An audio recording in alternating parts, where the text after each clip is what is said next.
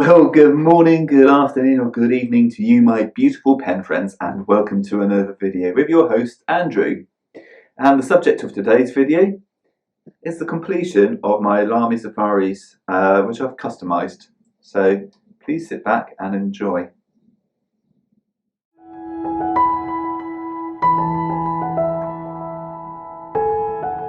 Okay, well, welcome to another video, and this is the final video in the installation of basically customising a Lamy Safari fountain pen. And I can now really share my overall thoughts now that I've got everything reassembled and lacquered to the best of my ability. Will I do this again? Yes. Will I do the whole pen? No. Now let me explain. The cap has a section on the inside which basically is for keeping the actual pen wet. Or stopping it from drying out. So it's basically an inner cap. Now, to remove the clip, you have to put an instrument like a piece of doweling or something like that, or a ballpoint pen, to try and poke out the actual the top of the pen here, the finial. That gives you basically access to the O-ring, which is made out of rubber, and then you can pull out the clip. It was a pain in the bottom trying to trying to push that out. I got it out. I've got everything painted. I've got everything lacquered. Putting it back together was equally as challenging, and it's not secure. So, long story short, will I do this again? No, not to the entirety of the pen. I feel now that I've painted the clip, I kind of preferred it beforehand when it was just the fish on the barrel. Now, I do have pictures on my Instagram of the actual pen when it was just in the plain yellow. So no, I wouldn't do it all again, but I would certainly do the barrel. Whether people like that or not, that's down to your own preference at the end of the day. But for the time which it's taken to actually disassemble and reassemble the pen, if you're considering doing it, I wouldn't say it's, to be honest, it's worth it, to be honest. That's a lot of honest there. I'm an honest person. But anyway, no, I wouldn't do it entirely. If I were to recommend from my own perspective, from my very limited journey so far, have a look out for pens which you've got a removable screw-in crown. I know the Pelikan pens can do that. So that might be something which could be fun to experiment on next, and I probably will do actually, because they are a little bit more easier to sort of customise and disassemble. Any other thoughts? Yeah, well, I've got it clear coated. I used a clear coat acrylic finisher. It seems to be protecting it. It's certainly not chipped, but I wouldn't recommend posting your pens. Primarily because I can't guarantee that the actual lacquer wouldn't chip. I don't think it's actually lacquer. I could be wrong, but I don't think it is.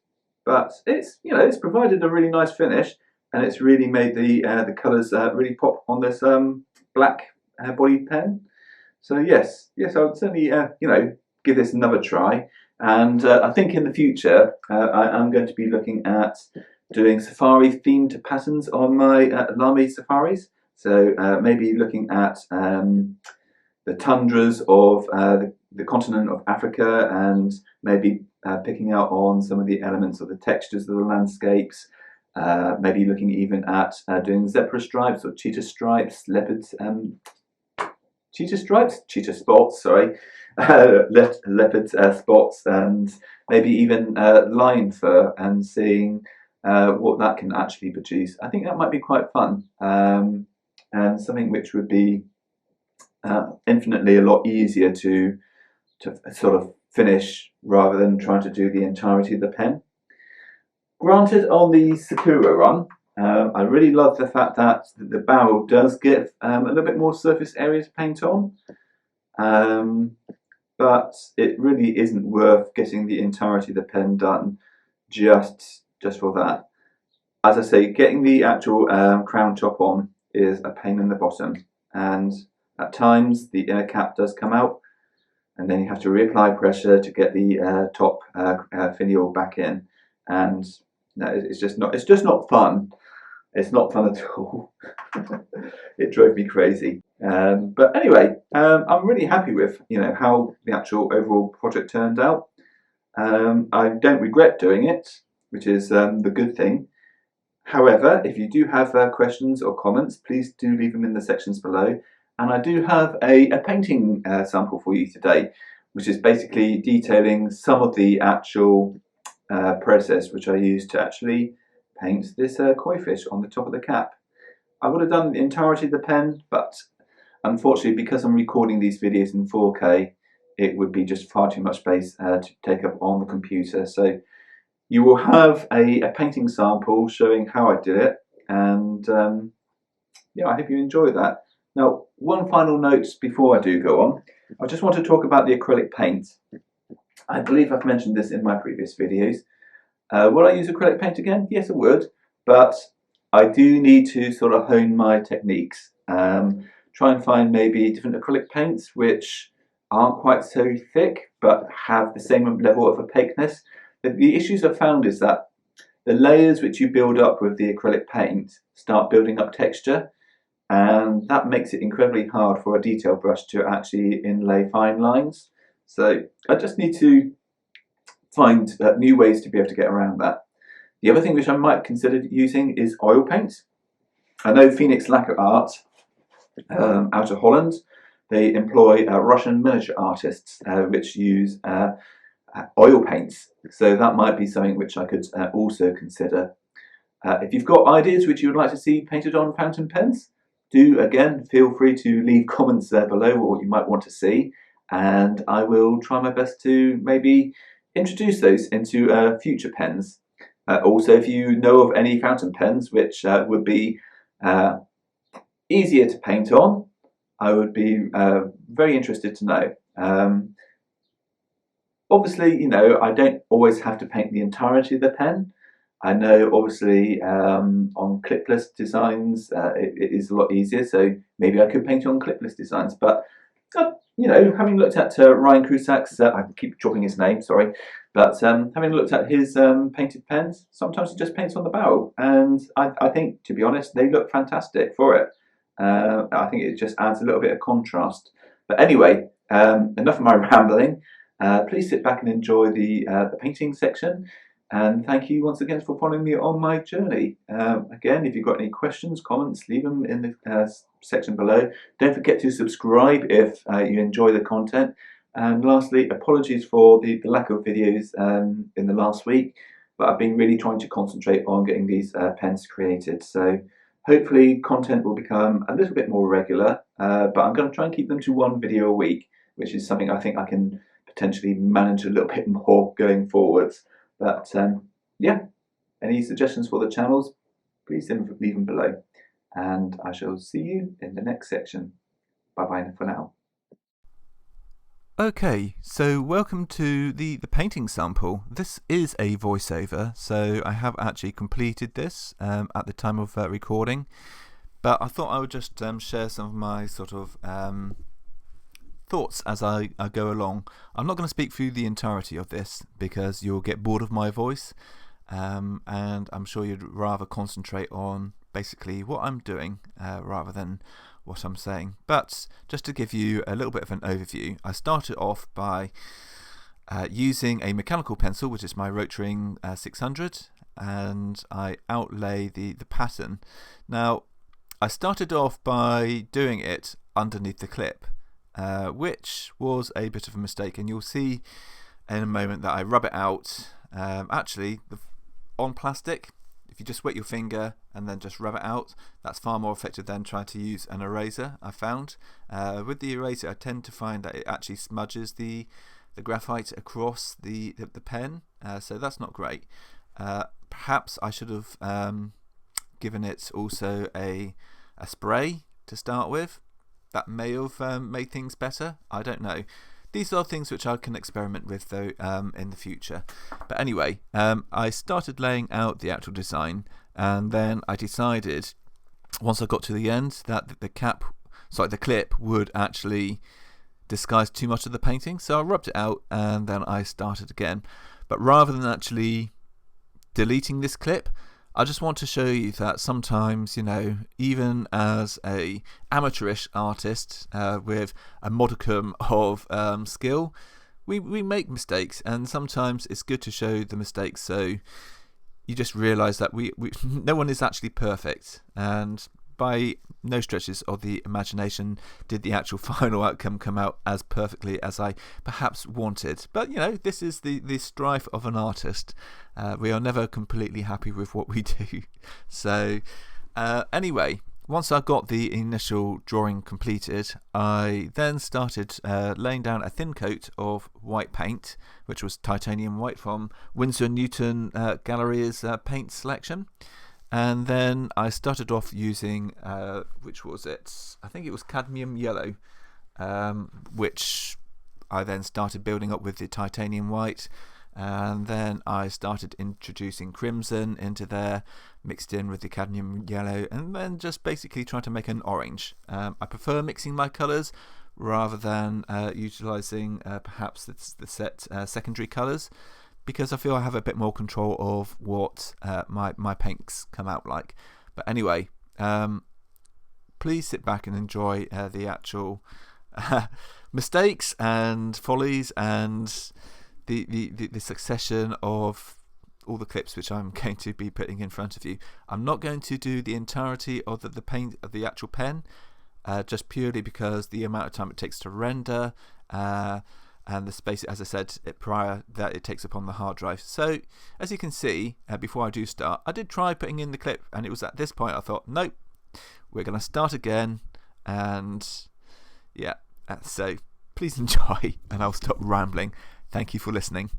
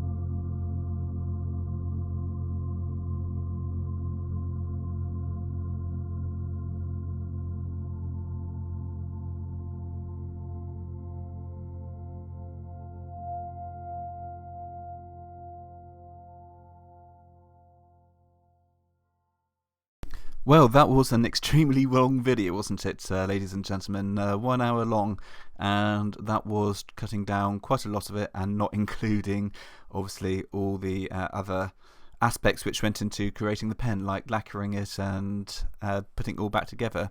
I think in total the pen took around about 9 hours in total to actually produce. So obviously that would have been far too long to actually include on a YouTube video. But anyway, I hope that was useful for you, and I've just really wanted to try and make this video about an hour long, just showing you little aspects of the actual process as I was going along. And so that really does give you a bit of an overview of how I go about creating a custom Lamy Safari. Apologies that it doesn't show the actual reassembly or disassembly of the pen, but unfortunately that would have probably been far too involved for actually filming and just trying to keep the actual length of this down. So anyway, thank you for bearing with me, and again, if you've got any questions or comments, please do leave them below in the comment section, and thank you for joining me on this journey. So with that, I shall wish you goodbye, and I shall see you in the next video. Goodbye for now.